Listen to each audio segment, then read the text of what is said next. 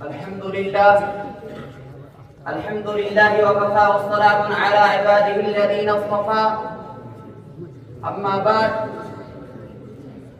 أعوذ بالله من الشيطان الرجيم. بسم الله الرحمن الرحيم. هو الله الذي لا إله إلا هو عالم الغيب والشهادة هو الرحمن الرحيم.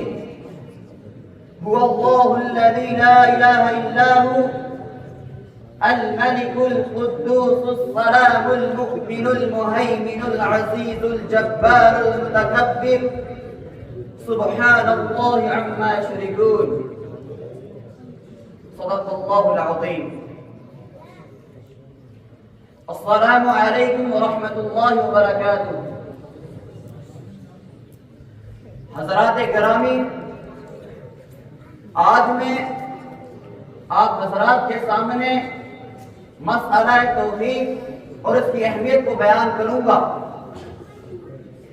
نوجوان ساتھیوں، مسئلہ توحید اس قدر اہمیت کا حامل ہے کہ خود اللہ رب العزت نے اس کی اہمیت کو اپنی زبان سے فرمائی.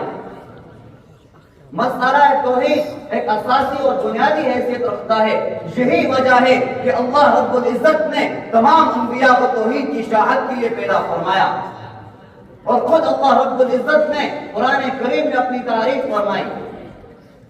میں نے خطبے میں ابھی آپ کے سامنے ایک آیت کریمہ تلاوت کی جس میں اللہ رب العزت خود ہمیں اپنی پہچان کراتا ہے کہ وہ ایسا مالک ہے، کہ وہ ایسا معبود ہے کہ جس کے سوا کوئی معبود بننے کے لائق نہیں. وہ ظاہر اور پوشیدہ چیزوں کا جاننے والا ہے. وہ بڑا مہربان، نہایت رحم والا ہے. وہ ایسا معبود ہے جس کے سوا کوئی معبود نہیں. وہ بادشاہ ہے، سلامتی والا ہے، امن دینے والا ہے، نگہبانی کرنے والا ہے، عظمت و بڑائی والا ہے. اس کی شان یہ ہے کہ لوگوں کے شرک سے پاک ہے. نوجوان دوستو، یہی نہیں بلکہ اور بھی بہت سارے مقامات پہ اللہ اپنی تعریف کرتا ہے. الملک، وہ بادشاہوں کا بادشاہ ہے. خلق السماوات والارض، اس نے زمین و آسمان بنائے. خلق الموت والحیاة، اس نے زندگی اور موت دی. یولج اللیل والنہار ویولج النہار واللیل، وہی رات کو ختم کر کے دن کو نکالتا ہے اور دن کو ختم کر کے رات کو لاتا ہے. والنہار مبصرا، اس نے دن بنایا ہمارے کام کاج کے لیے. جعل لکم اللیل لتسکنوا فیہ، اور رات بنائی ہمارے آرام کے لیے. وہ اللہ ہے، وہ رحیم ہے، رحمان ہے، مالک ہے، قدوس ہے، سلام ہے، مؤمن ہے، وہ مہیمن ہے، وہ ذو الجلال والاکرام ہے، تمام پیارے ناموں کا مالک ہے. عزت کا بادشاہ کون؟ اللہ. وتعز من تشاء، پوری دنیا میں کسی کو ذلیل کرنا چاہے اللہ کا وعدہ ہو میں سے عزت دوں گا، اسے عزت ملا کرتی ہے، وہ ذلیل نہیں ہوا کرتا. وتذل من تشاء، ذلت کا بادشاہ کون؟ اللہ. پوری دنیا میں کسی کو عزت دینا چاہے اللہ کا ذلیل کرنے کا وعدہ ہو، وہ ذلیل ہوا کرتا ہے، اسے عزت نہیں ملا کرتی. ارے سمندروں پہ حکومت کس کی؟ اللہ کی. آسمان کس کے قبضے میں؟ اللہ کی. ہر چیز کس کی قدرت میں؟ اللہ کے. انہ علی کل شیء قدیر، وہ ہر چیز پر قدرت رکھتا ہے.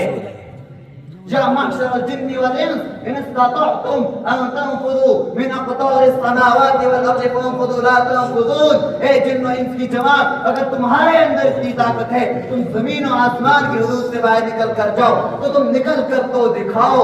ارے تم نکل ہی نہیں سکتے، تم نکل ہی نہیں سکتے، تم نکل ہی نہیں سکتے. انما امرہ اذا اراد شیئا ان یقول له کن فیکون. جو کسی چیز کا ارادہ کرتا ہے تو اتنا کہتا ہے ہو جا تو ہو جاتی ہے. آسمان کو حکم کرے بنا ہو جائے، زمین کو حکم کرے ریزہ ریزہ ہو جائے. کر تو اتنی بڑی قدرت والا بادشاہ ہے، اتنی بڑی طاقت والا بادشاہ ہے کہ اس کے ایک حکم سے زمین و آسمان بنا ہو جائے، کسی چیز کا وجود باقی نہ رہے. یہ ہے میرا اور تمہارا اللہ، یہی ہے میرا اور تمہارا اللہ. میرے بھائیوں، خدا کی قسم، خدا کی قسم، انسان تو انسان رہے. پہلے جانور ہمارے تابع ہوا کرتے تھے، آج باپ کے تابع اس کا بیٹا کوئی نہیں، اور بیٹی اپنی ماں کے تابع کوئی نہیں. وجہ کیا ہوئی؟ ہمارا اللہ سے تعلق کٹا. میرے بھائیوں، اپنے تعلق کو اللہ سے مضبوط جوڑو، اللہ کو پہچانو اللہ کون ہے. اس وقت میرے ذہن میں بہت ساری باتیں جو میں کہنا چاہتا ہوں، لیکن وقت کی قلت کی وجہ سے اپنی تقریر کو یہ ختم کروں گا۔ آخر میں اللہ سے دعا ہے اللہ ہم سب کو ہدایت سے نوازے اور اللہ ہم سب کو ہدایت عطا فرمائے۔ وآخر دعوانا الحمد للہ رب العالمین وما علینا الا البلاغ۔